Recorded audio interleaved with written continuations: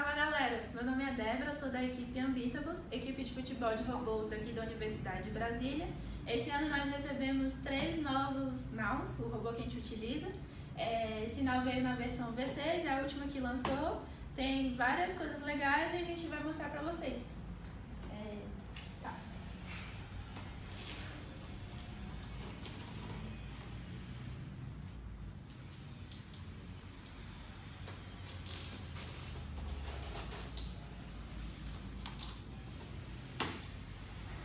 Como a gente já abriu outra caixa, a gente sabe que aqui dentro tem um pôster.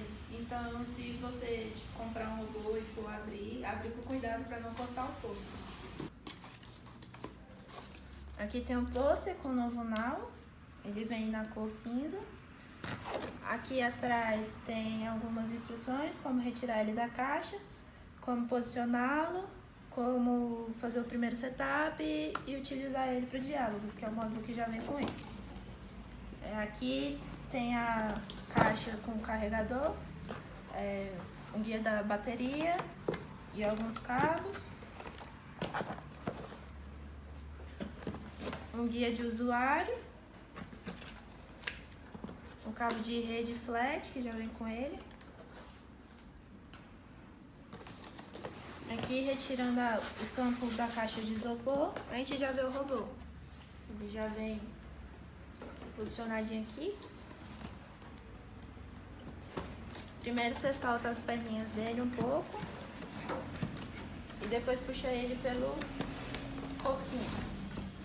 O V6 tem algumas melhorias com relação a outras versões, óbvio, senão eles não tinham lançado o V6.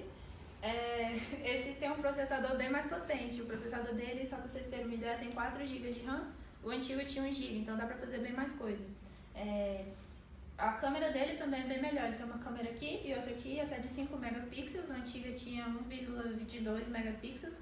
Então agora dá para obter imagens bem melhores e extrair bem mais informação.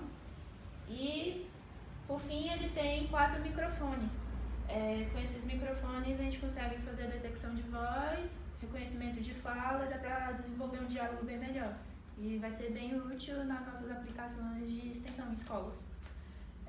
Esse é o novo NAU V6, espero que vocês tenham gostado.